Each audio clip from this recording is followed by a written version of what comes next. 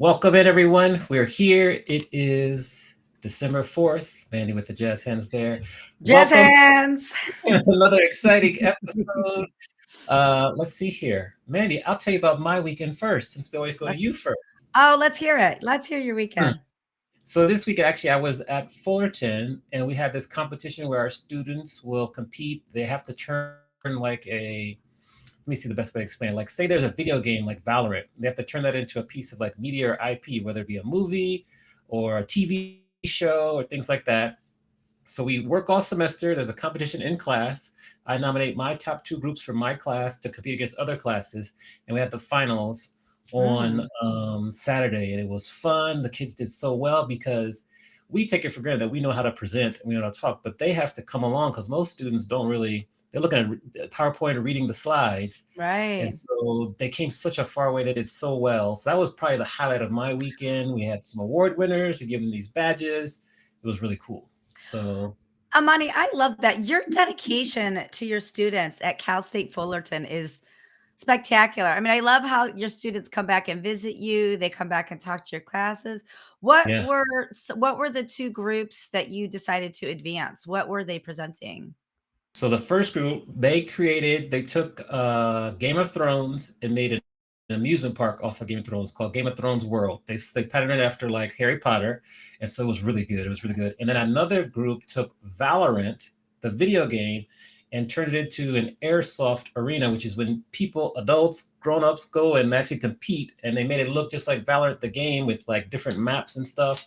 They did a phenomenal job. They won, I think it was most Ooh. innovative. So they won the most innovative category. So yeah, it was I cool. And then the group that won it was from another class, but they did what did they do? They did Olivia Rodrigo's. They emulated what Taylor Swift did with like a concert, like a movie based off an album. And mhm. so they won for that too. So that was cool. Ooh, I love that. I think there's some defunct convention centers that could probably benefit from having an e-game arena from Yes. your group number 2. They could probably just take Yes. that model and just say, I "Thank you very agree. much. I'm gonna do something with my defunct convention center." I agree. I agree. That's How was great. your weekend? Amani, my dreams came true this weekend. Tell us I why. I was in a parade, and I love parades. In fact, when my husband and I first started dating, I apparently now he tells me this, is it true or not? I mean, I'm sure it's true, but I don't know because I was talking in my sleep. Apparently, I would be giggling in my sleep, and he would say, "Why are you laughing?" And I wake up. I guess I said, "I'm in a parade." So I like and being in a parade is I love parades. I love marching bands. I love assemblies of different people and floats. And so we go to this parade every year. We go to the Ocean Beach Christmas Parade, and every year we say we're gonna, apply to be in it, and we never do. Well, this past year, our friend sent in the application unbeknownst to us, applied Mm. as in the Wooden Dinghy Boat Lovers of San Diego. This is not an official organization. He happens to have a wooden dinghy boat. And there were several decoration committees that happened, some decoration meetings that happened over the last 6 weeks. Most of them I could not attend because I was out of town, but my husband attended every single one. And the theme was the Kraken that stole Christmas. So we all Oh. dressed as deep sea creatures. I was a lionfish, my husband was an octopus. Hmm. And the tentacles, there were tentacles that like wrapped around the wooden dinghy, which was the sleigh, and then Santa's legs were upside down, and the mast was all, messed up, and there was a storms and waves in between Christmas music. It was spectacular. And we got together Saturday, and we had been getting together to assemble things, but Saturday we got together to actually, physically put the skin on, put the paper on and staple some final things. So it was cool. It was adults getting together to do something creative, which I love. And it was outside, and I got to be in a parade. So that was the highlight of the weekend, if not of all of 2023. Okay. Yeah. Yeah. Kraken, Kraken.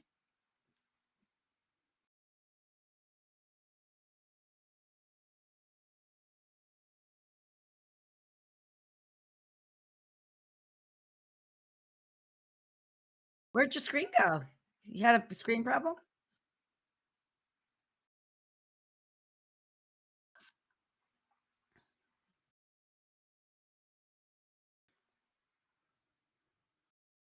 I see you. I see you.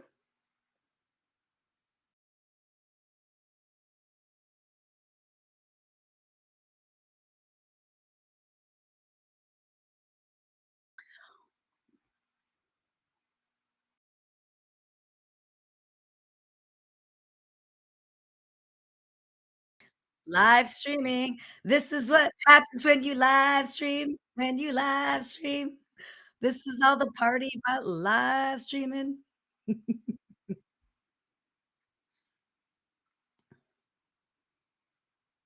Oh, the OBS, good old OBS.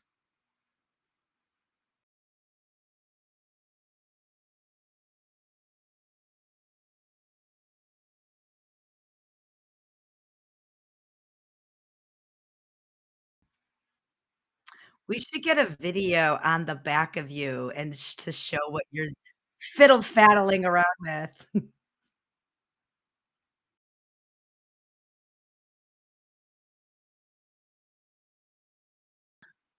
Mhm.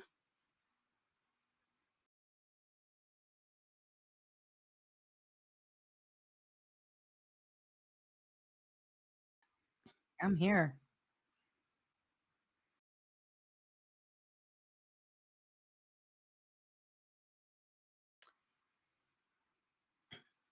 I'm gonna Is it gonna work? I was gonna say, I'm gonna share a little bit about our guest while you're while you're fiddle faddling. Which consequently, I just, Trader Joe's, it's Christmas season, and so they have their version of Fiddle Faddle, which is called Jingle Jangle. I don't know if you know about Jingle Jangle. It is a tin. All of you out there that go to Trader Joe's, look for the Jingle Jangle. It is a chocolate tin of goodness. It is a great gift. It's got pretzels, it's got little mini chocolates and peanut butters, it's got all sorts of thing, and it's chocolate covered fiddle faddle, basically, and we have had so much of it here at our house that we have to throw it away. Look at this is it. I had to I had to pull it away from the cupboard and put it in a separate area that nobody could touch it because it's offensive. It's delicious, but offensive, so you're fiddle faddling, I've been jingle jangling, but I'm gonna talk about our guest, who is a podcast creator. She's the founder of Tula Productions. Salud, God bless you, Jesus. She's a storyteller. She's got a past life as an executive with Microsoft. She's done 2 tours, and she's the creator and the host of a really compelling podcast called Here for Me, and she has endless stories to share. I don't know where we're gonna start or where we're gonna end, but we are definitely going to emerge greater humans after we interview and chat today with Nicole Christie.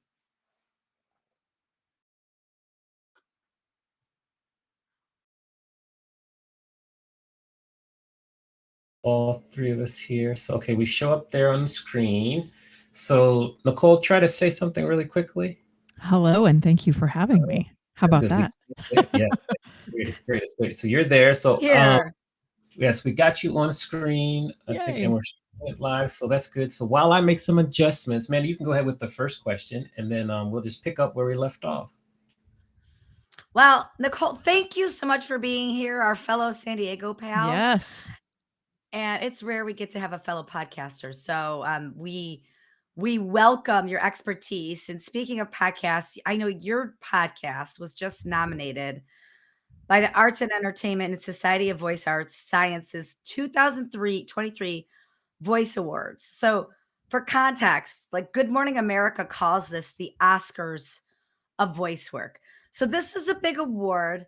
How did you get it? What did you have to slip, somebody $100? Did you fill out an application? Tell us about that. And congratulations. Thank you. Yeah, the Society of Voice Arts and Sciences. I actually went on another podcast, and the Chaos Queens podcast, and the host Shannon was like, "Hey, do you know about these awards? Like, you should submit your show." And I was like, Okay, we'll do that. So we submitted the show for Outstanding Podcast. And then we just learned on October 30th that we are one of the nominees. And our whole team, our Here For Me team, is going to be in LA this weekend for the ceremony at the Beverly Hilton. So red carpet, the whole thing. We found out that of the 125 categories, which includes like animated film and audiobooks and all of that. So some of our fellow nominees are like Maya Rudolph and Paul Rudd and Bono, and I'm like, what? So, anyways, Awesome. we will be one of the ones that is announced at the ceremony on stage, which is really exciting. We don't know if we've won or not. We're just, it is truly an honor to be nominated. So we're very honored. But yes, it is exciting. We did also just find out that we won a VIDDY award, VIDDY, for Here For Me Live, the live podcast that we did back in April, just won last week. So apparently it's award season in the podcast space, and we're very honored. So thank you, thank you. That is awesome. Okay, I have a couple follow-ups to that. Number Yeah. one, what will you wear? What will you wear on the red carpet this weekend? I have 3 gowns from Rent the Runway. Props to Rent the Runway. 3 black gowns because I need to have options. So yes, I'm all got my hair and makeup person coming over on Sunday afternoon to get me all snazzy before I go out there. But yeah, wondering if the shoes that I have are going to last, because the ceremony is almost 9 hours with the reception and the dinner and the reception at the end and all of that. So yeah. Sounds like some tennis shoes. Sounds like tennis shoes are involved in some way. Some sandals, like flat sandals, wear my furry Birkenstocks. There you go. Just go Uggs. Go straight up Uggs or Straight up Uggs. I've got Crocs. some boots. They feel winter appropriate. The dress is long, so nobody can see it. Fine, you'll be fine. Yeah. Okay, and another question is, so Here For Me, can you just tell us a little bit about this award-winning podcast? Sure. So Here For Me is a podcast about the power of choosing yourself. And it's about how the best self-care comes from the inside. So I like to say, we all love our manicures and pedicures and massages. I do too. It's a regular part of my life to indulge in those forms of self-care. But I think that the best self-care is having compassion for ourselves, self-respect, self-integrity, and really honoring that. When it comes from the inside, then it sort of reflects outside of you as well, how you show up in the world. And the podcast was born out of my own story of self-discovery and healing, which we'll probably going to get into in this conversation. Yeah. So I won't tell you too much about it. But I, at the end of that journey, on the other side of that journey, I really felt like I was craving real human connection. It also, most of this happened during the pandemic too. And I think everyone was craving real conversations. I feel like everybody I know went through something awful during the pandemic, whether it happened just before or during. And so I created the podcast to talk about the challenging, difficult things people go through. I think of it as kind of the antithesis to social media. The highlight reels, the compare and despair, the shame that I think a lot of people feel when they go on social media and look through their feed. So this is like, it's not just about, hey, you can be the antithesis of social media by putting up a picture of your messy living room or, your baby's diaper or something, which is nothing wrong with that. But, what are you really going through? Let's have a conversation about it. And I think hopefully that is a model for people of how to show up in their relationships as well. I love that. I love that. So let's go back to the beginning. I have a couple questions to kind of get us, learn even more about you. Tell us about the first story you ever wrote. So the first story I ever wrote was when I was 7 years old, and it was called Nancy the Nanny Goat. And it was filled with, being named Nicole, like talk about being egocentric as children, right? It was filled with alliteration before I knew that alliteration was a word. Like every word I could possibly throw into this story started with the letter N. And it was just a little short story that I wrote in 2nd grade. And my teacher thought that was pretty amazing and shared it with the class. And then I started writing chapter books for the rest of elementary school, and everybody in the class had a part in it, had a character, which it was all their own names, so they thought that was pretty cool. But yeah, that was my first foray, and I knew at that point this is what I want to do when I grow up. Right, when you're using those phrases. Yes, but we're still, when I grow up, we're still at that stage, but you're still allowed. Yeah, we're still growing. We're growing. Still growing. Mm-hmm. Yeah. Still growing. And then follow would be, how has improv helped your career? How's improv helped you personally and professionally? Yeah, improv. I studied and performed improv, which I always laugh when I say studied improv because it's like you study, doing comedic acting. But you do. There are things that you learn about how to show up. It's two things, and people who are familiar with improv might know about this. But one is being in the moment. You have no idea what you're going to do until you get off stage and you take cues from the audience.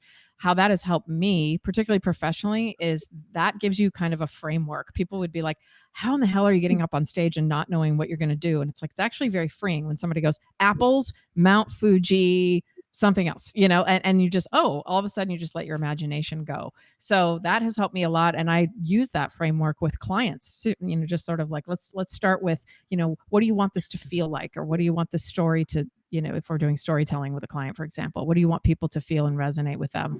And that framework helps. So that's one professional thing. And then the other piece of it is yes, and, which is probably lots of people are familiar with yes, and. And I think that philosophy in life is really good. Yes, this is happening, not denying, not resisting. And what are we going to do now going forward? So those are two of the biggest things. Being in the moment and saying yes, and, whether it's professionally or in my personal life, have been very beneficial. I love it. I love it. Amani, you normally wear your yes and shirt. You didn't have your yes and shirt Oh, today. what? Yes, yes. I've been through like one kind of improv class. I went one class and a second, then I moved, and I'm gonna go back to my second one starting in January. So I love improv. I think it's really good for the brain. Oh, I think yeah. it's good as we all three of us are professional speakers. We do a lot of speaking, hosting. Just how you saw when the camera went out, you got to kind of figure a way to improv or whatever Yeah, because totally. the show doesn't stop. So we're Yes. I love it. Is Second City still in Vegas? Do they still have a? I don't know. I have to look and see. I'll add that to my list here. Let me write that down. You're gonna write that down. I feel like at one point, the Second City had like a Vegas. I know that I think UCB does. Right. I feel like there's a couple different ones, but yeah, good Yeah. place to do it. And then speaking of stories, we love to talk about stories. We all have interesting stories here. What are the most important parts to like a compelling story? For me, the most compelling piece of it is what is it that's going to make an emotional connection with people? And the more I think we can dig into what is real, what is raw, what is vulnerable, even when the story itself is really specific. Like the things that I talk about have happened to other people, but I get real detailed and specific with my story. It's amazing how much that level of honesty still resonates universally. People can see themselves in it. So I think the most important element is, where do you get to that super personal, heart-centered story, and often start from there. But some of the stories, like on here for me, every single episode is someone's story, personal story the whole way through. But if I think about the work that I did with executives, particularly at Microsoft, and having my own business, working with them, of like, how do you hone in on this really relatable, vulnerable piece, to reach people, grab them right away, get them on this emotional track that you're on, and then you basically have their attention, and you can have some impact from there. I want to hang here for a second because your work that you do with executives, it's hard to get vulnerable sometimes. It's hard to open up. So, two-part question for you. Can you remember the moment where it clicked for you to be vulnerable and open? And then the second question is, how do you bring that out in people? And obviously, as soon as it happens, people can't go back because it's this floodgate that opens. But how do you bring that out of people when you're working with them? Excellent questions on both fronts. I was pretty much born an open book, much to the and man, we were talking before we got on. Mandy's from Ohio. I was born in Wisconsin, and I have Midwestern parents who are sweet and kind and gentle and humble people. So I was literally born being vulnerable and raw and open, and realized very quickly that helped me connect with people right away. Much to my parents' chagrin. I was the little girl who would just start making friends with people in the store, or flirting with some little boy who was like 5 years old. My parents were like, "What? Take this child away! Holy God, she's so embarrassing." But that just remember being a child and being very open, and then other people feeling safe, knowing that because I was that way, I wasn't going to be judgmental. That's just, it's like, yeah, it's okay. You can tell me all of your shit. You can be vulnerable, let your guard down. So that's the first piece of it. The second piece of it is, I think a lot of times that's how it starts with executives that I work with. And even on here for me, I'm pretty particular unless I know somebody really well. I've had some friends come on the show, or people I know personally, in addition to them having a great story.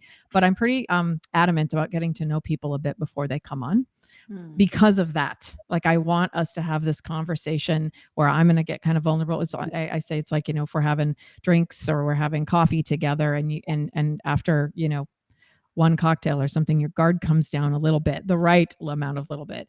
And so I will do that with an executive that I'm working with, get to know them a little bit, and, make it very personal, share a little bit about my journey. This is what I've talked about on the show. And that connection, people will let their guard down and start to feel comfortable about it. And then I will coach them before they actually go on a podcast, get on a stage, whatever, it is, if they're delivering it sort of in person, and just work through all of the emotion that comes with that.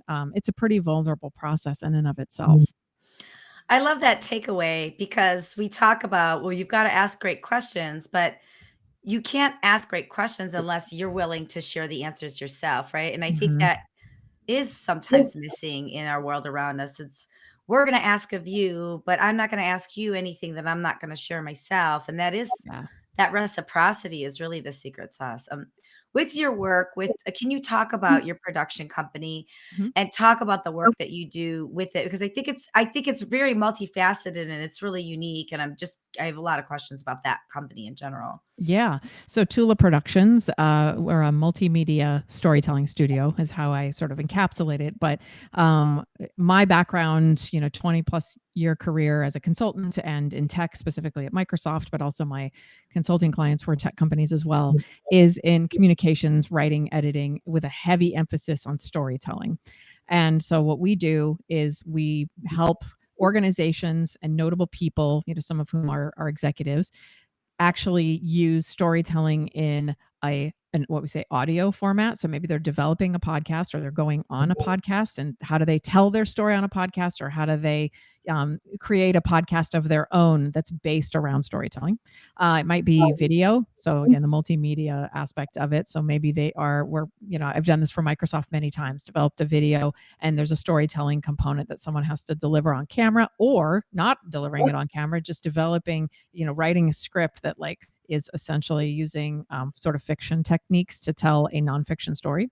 So video is part of it. Could be a keynote speech, could be a thought leadership byline. It's almost a ghostwriting piece of it. Or if somebody has like a blog or social media and they need to use storytelling there. So it's anywhere you're going to tell a story to make a connection with your audience, whether you're a brand that's connecting with your customers, or your investors, or your employees. I've done all of those, reached all of those audiences through storytelling. Or you're a notable individual and you need to tell your story personally in some way to sort of, form kind of a platform, or, a messaging that you need to get out there and basically represent yourself. So it comes in a variety of different formats. I love Now, that. Yeah. Oh, well, go ahead. So I wanted to kind of piggyback off that yeah. and talk about like your career and just how you've kind of come up, because you mentioned Microsoft. There was a time when you took a job and you knew at day 2 that it wasn't a good fit for you. And I'm curious as to, why did it take you 10 months to gain the courage to be like, okay, I got to walk away and move on? Such a good question. So this was when I've had 2 lifetimes at Microsoft. This was after my first one. So this was back in 2005. I left Microsoft and I went to work for a big consulting firm in New York. And it was an exciting opportunity. So New York was one of the 2 places that growing up I always wanted to live, and I identified that when I was 6 years old, and I saw New York, New York on the copyright page of a book. And I was an avid reader as a child. I'm still an avid reader, and I said to my parents, "Where is that? Because that's where books are made, and I need to go there." So this was exciting. I was getting to go to Manhattan, work at this big job, and yeah, on day 2, I realized, oh my God, I made a huge mistake. It was walking into an environment that was just not right for me. And part of the problem was I had done all but one of my interviews virtually, like on the phone in 2004. And so walking into that, I was like, oh, you should actually do at least one of your interviews in the office. I'd met with the woman that hired me at a restaurant in New York, and see if this culture fits you. And this was kind of before people were having those culture conversations about corporate environments and other environments. So yeah, I knew on day two, I was going through a lot. So I had just left everything in my life, 15-year relationship, my hometown, my dog, my car, my family, my friends. I was going across the country. I'd never lived on the East Coast. I'd been in Seattle for most of my life, born in the Midwest, but raised in Oregon and Washington most of my upbringing. And so everything was so new. I was like, I have to get through all of this personal stuff and try to just find my feet and get comfortable. I also didn't know, is it just like I'm going to leave New York? Was this a mistake or is it the job? And so I just let myself acclimate to everything before I made, because I had already dumped everything, right? So I was like, just hang on a second. Maybe you're also just reacting to so much change. And yeah, 10 months in, I knew that this was the time that I was going to have to go. And then I felt very confident in it by that point because I had just let myself settle into every other change and get through that. And this was kind of the thing. It was interesting. You think about here for me, that was one of the first real here for me things I did because I was like, you've lost everything of your own accord. You gave everything up. What can you do right now to be here for yourself? I think I used those words that many years ago and really try to align with, what is meant for you. Interesting.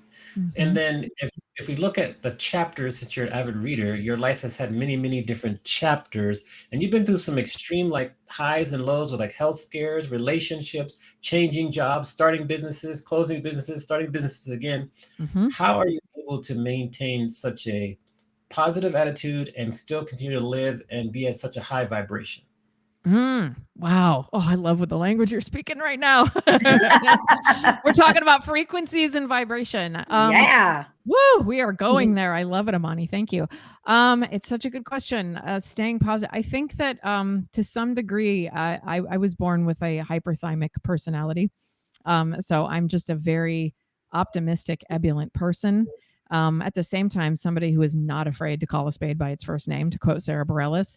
And I Mm. think that I just tend to see the opportunities and possibilities. It's pretty natural for me to do that and not wallow too much. I just always see anything that's wrong of like, okay, I'll kind of like I did. I might sit with it for a long time. And there's other things that we're probably going to get into of how I sit in stuff for a very long time and marinate in it because I'm like, I don't want to make rash changes. But I also am allowing myself to kind of surrender to the flow of everything and let myself figure out the most natural way forward. And I'm just not afraid to change things. I'm just not. I'm okay with cutting losses and changing something, trying something different, moving to a new place, getting a different job. I have a very strong inner compass, and I've learned how to calibrate that pretty frequently, whether it's through Pilates is a big mind body thing for me. I'm obviously a writer. I don't journal, but I kind of do what something called journal speak. We could talk about what that is, but I'm just always checking in with myself and thinking through what's happening and what it means, to keep my inner compass really highly tuned. I read a lot. I take in a lot of wisdom. You're talking about vibrations and frequencies and awakenings and things. So I'm always reading. But something that I was thinking about earlier today actually is like, I don't actually ask for advice very often. Like I Mm. read stuff and I think about what that means for me, but I'm always really tuning in of like, where are you feeling pulled? And when I feel pulled to something and I follow that, it's rarely guided me in the wrong direction. Mm. And so something I would say to people is figure out how to tune that inner compass and your heart because it just doesn't steer you wrong. I think it's there's an exercise of learning to hear your heart is one thing and then learning to listen to it. So how do you hear it and then how do you heed what it's telling you to do? And I think it's just something that I think I've been very fortunate to do naturally. Even my dad said that to me years ago. He's had 3 sort of near death experiences and he wrote me a letter after the third one. He said, Mm. "Since the day you were born, you have had an innate ability to know what you want and what you need and walk towards it." And I was like, "Okay, well that's not real helpful maybe to anybody, but I think there are ways of, mindfulness, meditation, journaling, exercise, therapy, so many different modalities you can tap into to figure out how to hear that and how to find that compass and let it guide you. I just don't think it steers you wrong." Well, yeah, and I want to hang on this superpower here that you have because obviously your intuition is strong and making space for the intuition is strong. But I think one of your superpowers is how you turn trauma into triumph. And not anybody, not Mhm. everybody can do that, right? Some people that may have had some of the traumas that you've had may just sit in it, and it may take and there's nothing wrong with that either. It may take Mhm. their Sure. whole life take them a certain way. So can you talk about the specific trauma I'm thinking about is your ocular cancer Mhm. and where you were at in your life when that happened, and then where it took you. So can we cover that curve? Yeah, absolutely. So, I had gone through this debilitating virus about 9 months before I discovered what I learned was ocular cancer.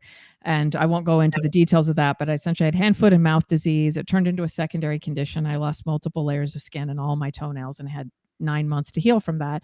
That was right when my then husband and I were moving to San Diego. He was in Montreal. I was in Seattle. So it was this big move, 7.5 years. We'd been long distance doing this long distance marriage. And we're finally getting to San Diego to be together. And so I am released from the hospital the day before we move, which was a disaster. So get here, settle in. 9 months goes by. It's now March of 2020. And I'm like, Mm. I'm healed. So now I'm going to go make friends and go back to Pilates and all of it. I just barely started doing all of that. And so it was the end of March 2020. The lockdown has been declared in California. And I find this lesion in my lower left eyelid on the inside, like a skin tag. And I'm like, what in the hell is this? What is that? I couldn't get seen. I couldn't be evaluated until July because of COVID, unless you had COVID or life-threatening condition. And so in July 2020, they remove it, send it off, and they say it is a rare form of ocular cancer. There are 0 ocular oncologists in San Diego, only 300 in the world. So I end up going to USC in LA to be treated, to get my treatment. And at that time, my then husband, his work stopped during COVID. So he's not working. I'm working at Microsoft. My work in communications has gone off the rails because communicators were just overwhelmed with telling employees and customers, what are we doing? Microsoft's obviously enabling remote work for people through Teams. So we're just overwhelmed. So I have a ton of work to do. I have a husband who's not working, falling into sort of a depression over that for obvious reasons and very justified ones.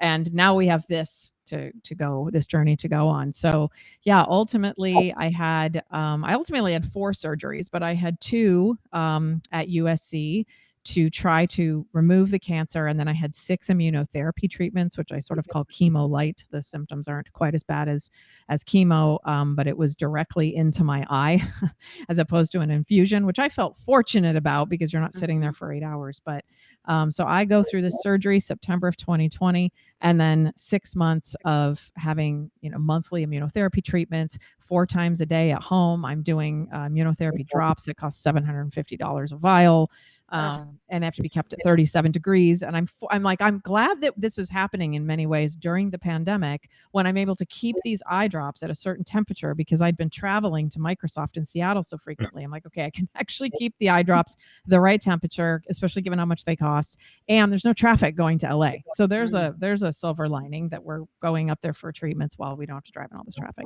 And we get to February 2021, and I had my last treatment. I brought scones for the medical team, like, yay, I'm graduating. And the follow up MRI shows suspicious tissue, which I had seen. So I had talked to the doctor about that. I was like, something's weird. Something seems to have grown back. And ultimately, they do another surgery. They confirm that it's back. And they say, okay, we have to have this radical surgery we were trying to avoid, which I was fortunate to have done at UCSD Health with an amazing oculoplastic surgeon. And he removed half of my lower eyelid and my tear duct. So I had to cut down the side of my nose, my tear duct taken out and rebuilt. And then I had a stent in there for 9 months while that healed. But basically, I had to have my whole eye reconstructed to cut the cancer out because the treatment didn't work. And then in June of 2021, so it's basically 15 months from the time I found that lesion, which grew rapidly, by the way, before they even removed it the previous year. But 15 months of going through this journey. I'm working at Microsoft. My husband's trying to get by during this time. And then finally in June of 2021, they're like, okay, we got it all. We confirmed you're cancer free. Boom. Nice. Now you're on the other side of it. Yeah. Yeah. How'd you keep yourself mentally, spiritually afloat during that time? Like, what were a couple practices that you had? And again, I'm not asking because I think everybody should be afloat during trauma. It's totally Mhm. okay to like Oh, rest yeah. in your misery and all of that. But Mhm. if anybody's out there experiencing something where they don't feel they can see the light, like what were some practices that kept you afloat during that time? I think, to your point, the biggest one was actually falling into it, which I Mm. didn't really do with the skin thing, as I call it, that I went through because I just thought, well, it's a fluke, whatever. I didn't really get too deep into that. But this, I was like, are you kidding me? Another rare thing is happening to me. It's like a 5% chance of getting this particular form of cancer. Yeah, I just let myself really fall into that. I did a lot. I mentioned a technique earlier called journal speak, which is, Yeah. I'm a big fan of Dr. Nicole Sachs, and she has a great podcast called Cure for Chronic Pain. But it's essentially you just sit down and write every horrible thing and emotion that is in your mind, whether you're handwriting it or you're writing it into a document, and then you tear up the piece of paper and throw it away, or you close the document without reading it. You don't save it. It's just intended to get all of that. And you do that for 20 Mm. minutes, barf out every horrible thing that's in your head without judgment. Let yourself feel those things. It's Her page example rage. was, Page yes, rage. rage on the page. It's Yeah, Gabby yeah, Bernstein's Rage on the yeah. Page. Yeah, that's what Gabby Yeah. calls it. Exactly. Just Yeah. let it, whatever you want to say, this is unfair, all the language that you want to put out there. And I did that a lot for months of how angry I was this was happening. During this time, it also became apparent to me that I was in an abusive marriage that escalated during my cancer, which is sort of shocking. You think, oh, this person's, going to be your rock and there for you. And so there was a lot of rage on the page that was happening during, the process of me going through this cancer just for that reason. So yeah, that was one thing. Other than that, I just tried to stay the course as much as I could. I tried to keep my eyes on my own paper and just be like, I have to get through this cancer journey. I have to be an advocate for myself. I have to kind of just, and being COVID and my now ex-husband and I not knowing anybody, there wasn't a whole lot of distraction. I mean, I could just sort of work, cook dinner, and move on. I really just focused on putting one foot in front of the other and being exactly where I was. And then, like I said, letting myself rage on the page, letting myself fall into and feel whatever was coming through me, and then just constantly advocating for myself, which is here for me was really born out of both of these health journeys, as well as what happened with this marriage, of learning like I got to be my own rock. I don't have a spouse who's doing it. I don't have anyone else. My family can't come here. It's not safe during COVID. We hardly know anyone in San Diego. I'm sure the people we knew would have been very glad to help, but it was COVID. We didn't know how safe it was. So just allowing myself to be like, you are here for yourself. That's it. There's no one else. And that was sort of a sad realization and also really empowering. And I credit that, being my own rock with getting me to the other side. Yeah. What you mentioned before about how do you sit in it and then how do you let it go when you're going through these tough times? That's the first part of my follow-up question. Mm-hmm. Yeah. How do I let it go? Is that the second piece? Yeah, because the sitting in it, yeah. I mean, Yes, exactly. giving yourself permission to just sit in it is obviously it's easier said than done. But letting it go. I think that the way that I look at that is how punishing it is to yourself when you hold on to something. Mhm, It's really, mhm. it's the Anne Lamott, I think, it may have been the one that coined this phrase, but I could Bird be by wrong. bird. Yeah, drinking poison and waiting for the other person Hoping to so. die. Yes, So that's yes. holding on to resentment, not letting yourself move past something, feeling like you can't forgive someone. Yeah, like I just think about how much that actually takes away from my time and energy. And then it doesn't serve me. I can't actually focus on starting a podcast that's healing to other people. I can't focus on, other things that are important to me, moving on with my life if I'm holding on to that. So for me, letting go makes space for me to actually be here for me, to be my best self. So I think people don't always maybe make that connection, but just think about like, what are you holding on to and how is it preventing you from opening yourself to better experiences, better people, better relationships, doing what it is that you think you're born to do in the world. And then just to kind of follow up with that, in terms of healing, so like you spoke about your relationships, like abusive, narcissistic relationship. What were some steps that you took to heal that you might recommend to other people who you see are going through the same thing? Yeah, the biggest thing for me with narcissistic abuse was I had some good friends. The very few people knew what I was experiencing, and I started to share it with my closest friends that I knew I could trust. And one of them said, "Do you think this is what you're dealing with?" And I really wasn't super familiar. You hear the term narcissist and you think it's somebody in a flashy car taking selfies, and you realize there's this spectrum of narcissism. And I was like, "Oh my God, this is what I'm experiencing." Now, I couch all this saying I'm not a mental health professional. My therapist was also very clear about I can't diagnose a person who's not sitting in front of me, but I can say the behavior you're experiencing is consistent with narcissistic abuse. So we can start there. So I actually I read Dr. Ramani Durvasula's book, Should I Stay or Should I Go? And then went on a deep dive on her website. She is a specialist in narcissistic abuse, one of the leading ones. And I feel like Amani's looking for the book. I was like, are you looking for the He's book looking right for now? the book. Please Yeah. show it. Yes, there you go. Dr. Ramani. She is amazing. I actually was like, oh, she's in Santa Monica. Maybe I could go up there and see her during the pandemic. Like I could loop it in with my cancer treatment. I mean, I was trying to figure out a way, but then, through her ended up connecting with a who actually is in LA, but a narcissistic abuse recovery therapist who I worked with from April of 21 to January of 22 every week. And that was my absolute saving grace. I did really hard work. And all of that therapy was virtual too because of the pandemic. But really hard truths about myself, looking at myself, how I show up in relationships in ways that, put me into a position to experience this, not blaming myself or anyone else who goes through it. You don't deserve this, obviously, but how can you see, the analogy that I use is like if you're fair skinned and you go out, it's not the sun's fault that you get a sunburn. It's not your fault you have fair skin, but how do you protect yourself? And she really gave me what we called an emotional toolbox to get my needs met as best as possible within the relationship. Because I said, I just came out of this cancer journey. Like when I started working with her, I was about to have my final 2 surgeries.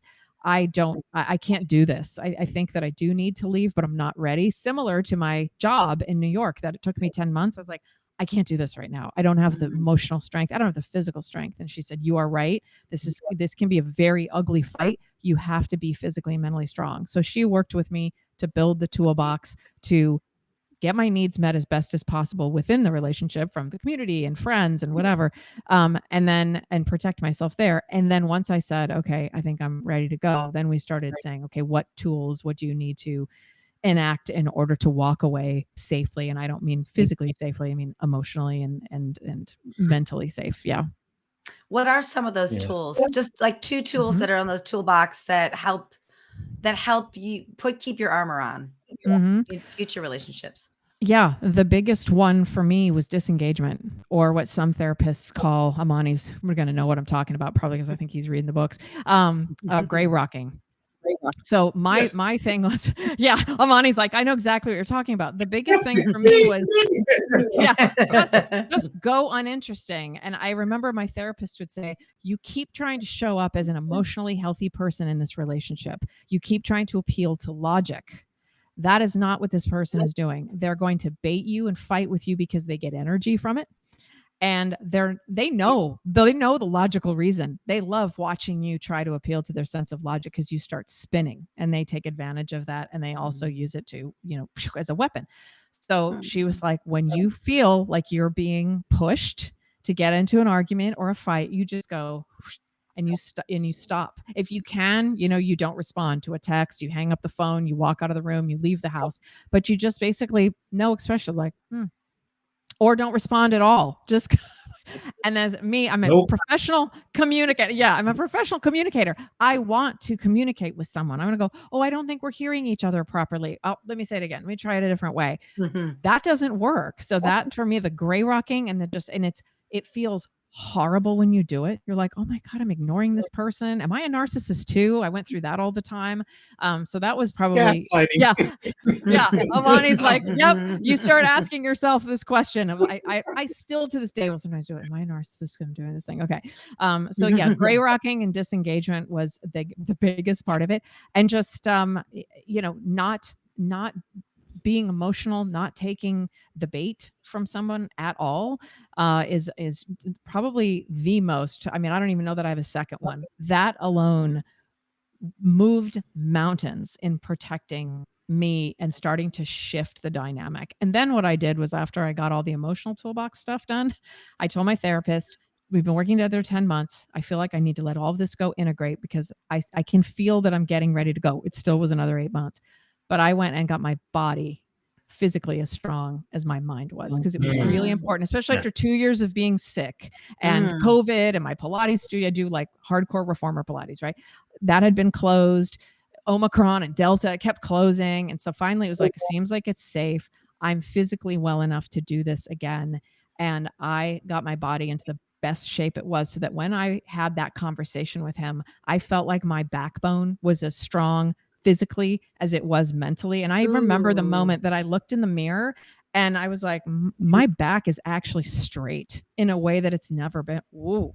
Wow. Okay. And the other thing that was not a checkbox, but one of the things that I'd identified, that when my therapist said, think about what you get from this person, how do they meet your needs? I was like, well, he lifts heavy things for me.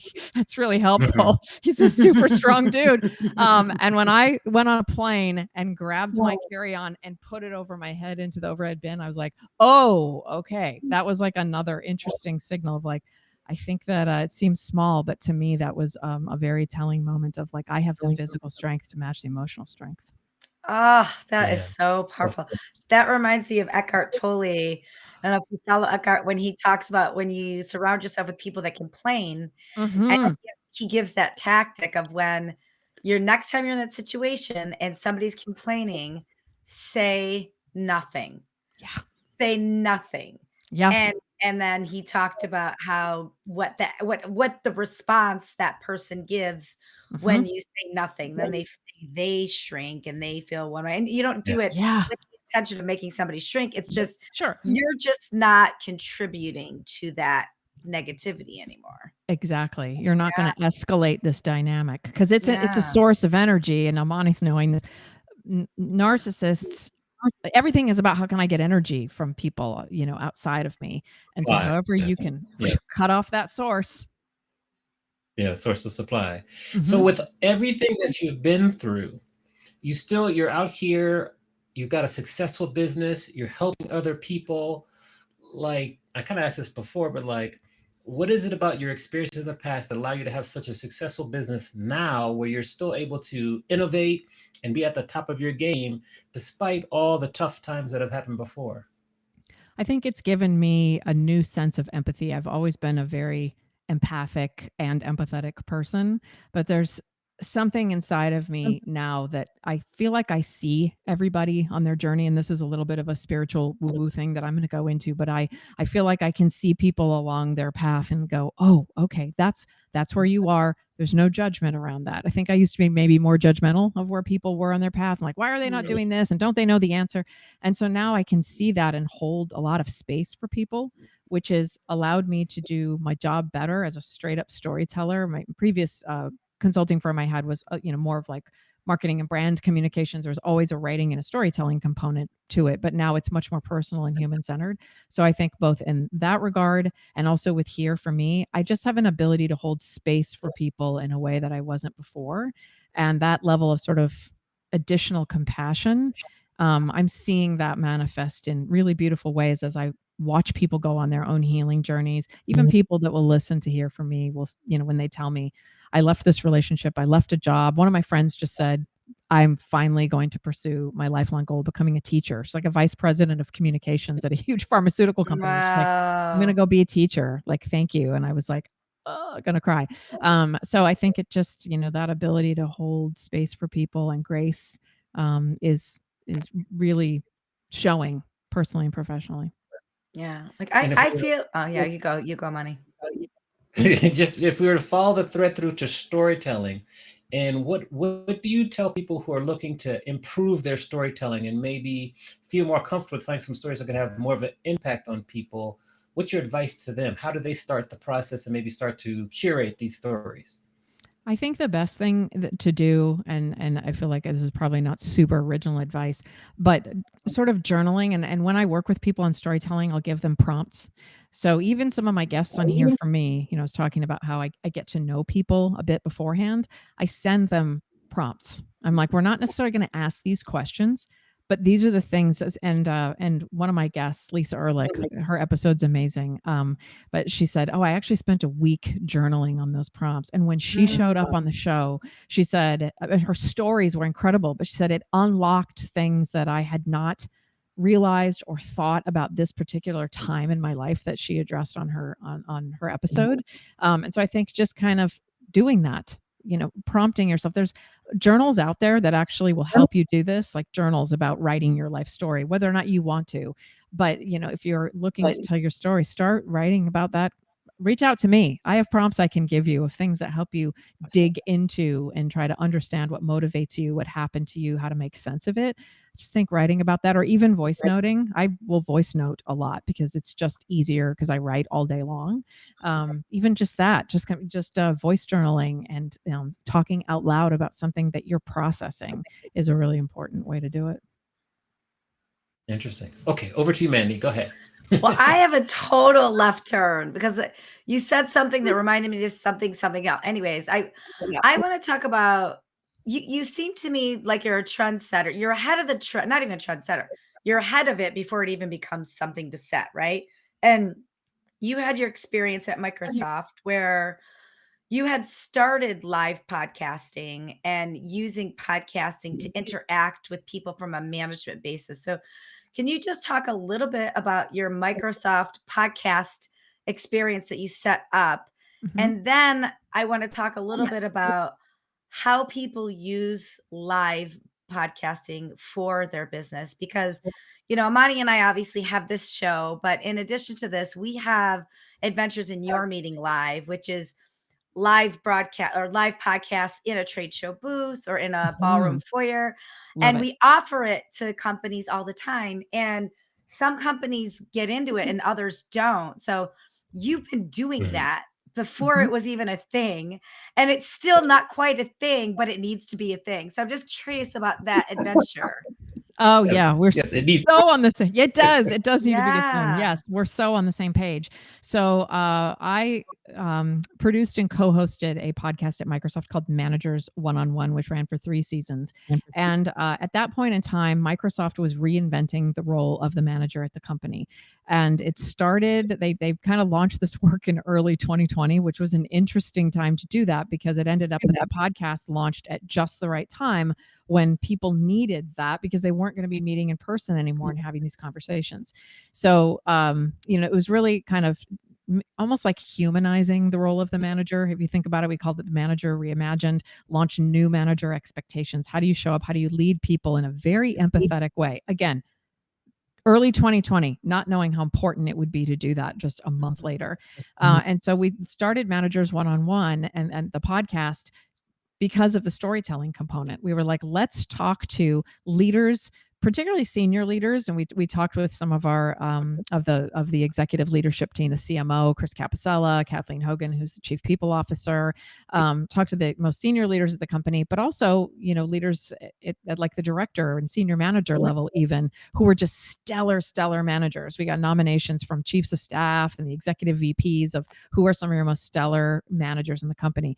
And the whole point of that was to talk to them and have these human live conversations about their journey managing people. Where did they mess up? Where did they, what did they learn from that? How are they doing it now? How is it different? It was so interesting to hear Chris Capicella, who just left as chief marketing officer at Microsoft, but talk about how different it was as a manager to manage when he was younger with people at a lower level in the company. He's like, now I'm a manager. I report to Satya Nadella, the CEO. The people that I manage now are some of the most senior people in the company, and how different that is. But the very human, that was our whole point. These are human stories, not sit down and write an email to everybody about the manager expectations and where to take the training. Like, that's important. But what have you done and what have you learned and where have you messed up? And some of that was their career journey as well. So that's where we brought this human storytelling element of like, how does this actually come to life? And that's my favorite thing to do with storytelling, is bring something to life. And this was like, something essentially HR launched, right? It's like, this isn't just another training. This is actually, how do you experience it? So that was the experience with Managers One-on-One. And it was incredibly helpful during the pandemic when people weren't doing this work in person, these trainings in person. They couldn't like grab somebody at the break or at lunch and talk about like, how have you done this? Or do you struggle with that? You could listen to the podcast and get those stories, and also get them from some people at the company that you may not normally be able to access because they're the most senior level people at the company, or they're in another part of the world. So we made it really global too, so we could get different cultures' perspectives on the manager role, because it's different. Every culture does it a little bit differently. And now you're learning from people that you just might not ever cross paths with. So it brought a very important concept, but one that maybe could seem a little bit dry to people, are like, oh, another manager training, to life in a beautifully human way. I love that. How long were each of your interviews? We generally were 25 to 30 minutes, and we had done some research about how long people want to listen to like a business more oriented podcast. And that was a sweet spot. That was a sweet spot. Yeah, makes sense. So we are to the point of the show where now we flip the script and allow you to ask both Mandy and myself a question. So you can ask us any question you like, we'll answer, and then we'll kind of close out the show after that. So who's first? Well, I'm going to ask you the same question. Let's start with Amani, with you, just because you're on the top of my screen at the moment. And my question is one that I actually ask every guest at the end of every episode of Hear From Me, which is, with everything that you've been through and everything that you have learned, what is one way that you are here for yourself in your life? One important way. I know there's a lot, but one key one. One important way. I would say, I would say it's a mixture of like exercise, whether it be like playing soccer on the Peloton or going for daily walks, digestion walks, Mandy. And then Love a digestion walk. Maybe just like journaling, and also just allow myself to like play video games or binge watch a show. I know that's 4 different answers, but I use a combination of all to allow me to be there for myself. I love that. Yeah, 4 different answers gives people 4 different options. So yes, you hit them all. Mandy, what does Hear From Me mean for you? Ooh, yeah, Amani, a man of many options. There's your tagline for your next book. Yes. That is a great question, and it's a practice that I've had to really learn and dig into over time, especially with each trauma or situation, is trust my gut. Like very similar to you, I'm an empath. I'm very intuitive. I listen. I didn't start really listening to myself until the last like 6 or 7 years. And my gut is the strongest compass that I have. It has never led me astray when I listen. And I know when I get into a situation when there's a red flag, it's because there were a lot of warnings that led to the red flag. There were a shit ton, sorry, Monty, a shit ton of pink flags, but that I just ignored. And so how I show up for myself is really, if things feel confusing or discombobulated, I get myself in a silent space and I just listen to my gut. Like, what is really going on here right now? What do I need from the situation? How can I serve the situation?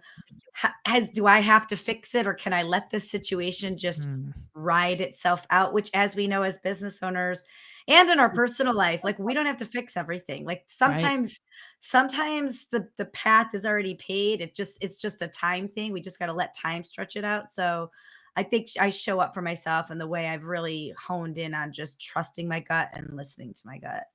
And I love that you shared that it's like go into kind of a silent space so you can hear it and then heed it. I think is really important. A lot of people are afraid of the pause or the silence.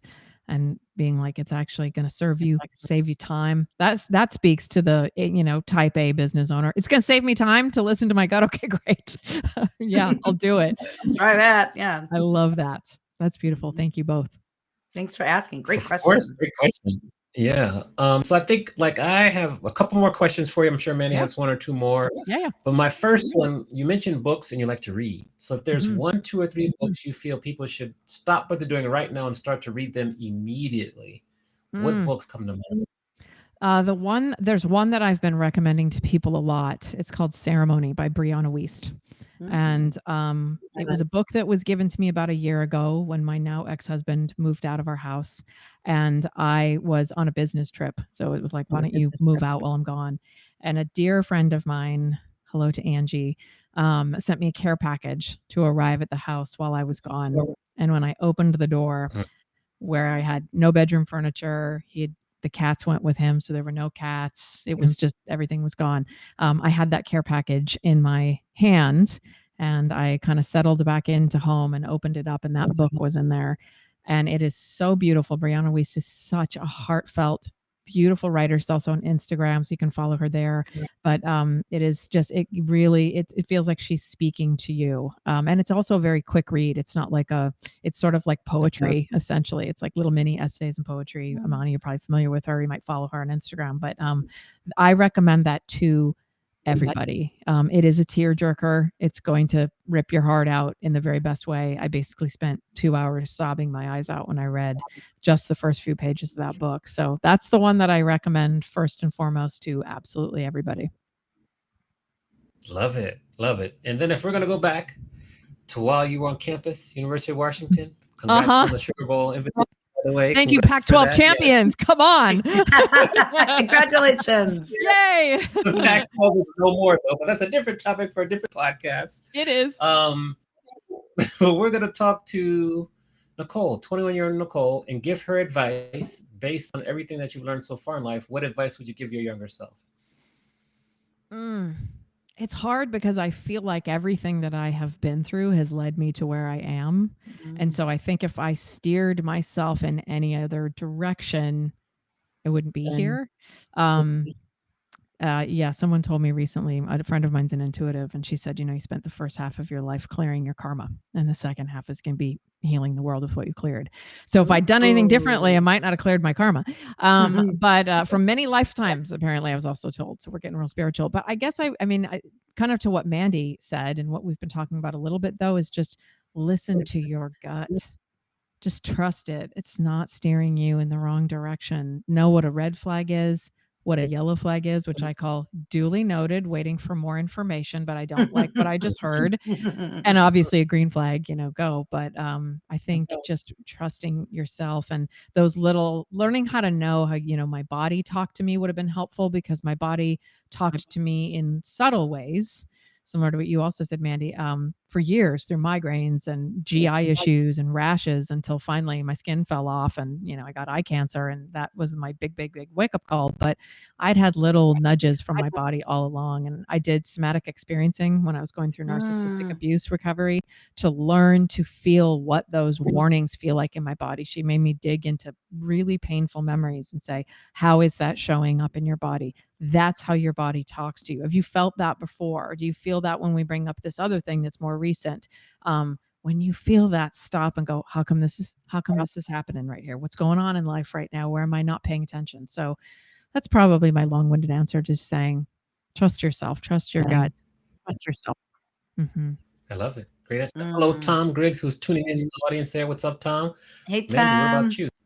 I love a somatic breathing expert. We have one we work with, Seppi Ifasi. She's so good. And I had a similar experience too of like, I want to do more of that. I only did a couple sessions. I want to do more of that. So you're just reminding me to set an appointment. So thank you. And also I would love her information, because that's something that I would love to do more frequently. I did it in therapy, but yes, please share that.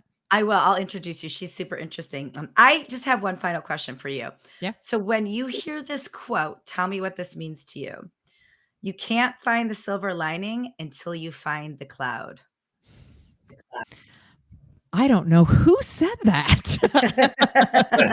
Well, I was trying to figure out if you said it or if you were I did. quoting, because No. when you said Well, it, I was like, yes. So tell yeah. me more. Yeah, no, I mean, as far as I know, I that is not I was not quoting someone else. Someone else may have said that, but that is something that I said.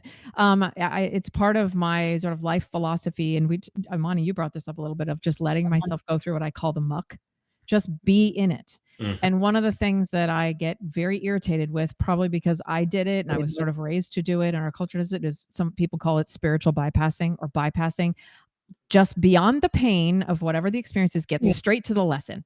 What is the blessing? What is the silver lining? Oh, but aren't you glad that happened with whatever? No, you can't actually really see that silver lining until you've sat in the muck, in the cloud, until you say, there is a cloud there, and it is gray, and it is ugly, and it is raining, and I am wet, and I am freezing, and it's awful. And you sit in that, then you get to the other side. You can spiritually bypass, but P.S., that's not going to last. I hate to tell you, it's going to come back and hit you in the ass like a wet pancake. So and then people will be in your life who don't deserve the other side of that. So and I say this because I experienced this, years ago, trying to get past it and not feel the yucky feelings, just letting yourself be in a terrible experience, whether it's, a health issue, a loss of some sort, someone you love, you've lost a job, whatever it is, just be in that and let it move you to that space where you naturally see the silver lining and then can move forward from there. Ah, that is so powerful.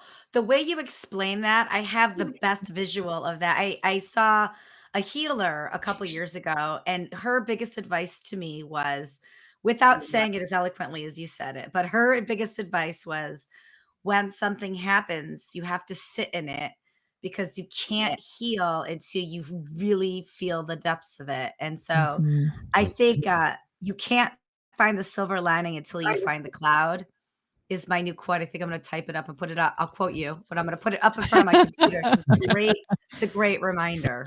Thank you. Thank you. Yeah, I think it's been a healing part of my journey, is remembering that through everything I've been through. So abusive marriage and cancer, my skin falling off, and everything that I've been through, of just like, be in that, because if you push your way through it, it's like if you have a cut, you can't tape it up and staple it and all. You can try, I mean, but maybe just also acknowledge that you're bleeding and then let that happen.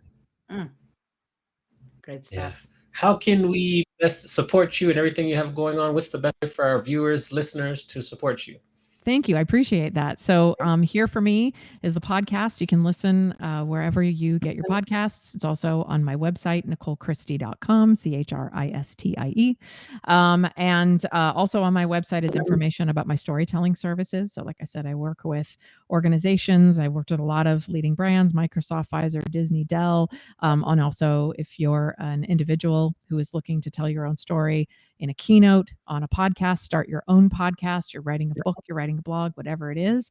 If I can partner and collaborate with you in some way to help you do that and get personal and be comfortable with it, that's where to find me, NicoleChristie.com. We love it. Well, we're going to give you some applause now and just thank you for being such an amazing guest, but also really being open, honest, vulnerable, and just sharing a lot of things that we can all relate to, but we might not be so comfortable speaking about. So round of applause there. Thank you for that. Thank you, This is the Nicole. first You one. gave us so many roadmaps. Thank you. I love it. Thank you so much for having me. This was fantastic conversation and so much fun too. Yes, agreed. So we don't have a green room today because of the tech issues. And thank you both for fighting through the tech issues with me. But Mandy, really quickly, what do we have to look forward to next week? We got a powerhouse. We've got another lady powerhouse. We have Lori Richardson, who runs a company called Score More Sales, but she is an advocate for women in sales. She is one of the top champions about getting more women in sales earlier on. She talks a lot about women at the board tables. She talks a lot about how to be a more shrewd negotiator. She's very involved with Salesforce, Dreamforce, top voice on LinkedIn. So, Lori Richardson, I met her a couple years ago, and I can't get enough of her. So we have her. We're very lucky to have her on the show next week. Awesome. Well, make sure to rate and review the podcast and the show where you watch or listen to it. Make sure to follow our Adventures in Business Live page on both Spotify and LinkedIn and YouTube.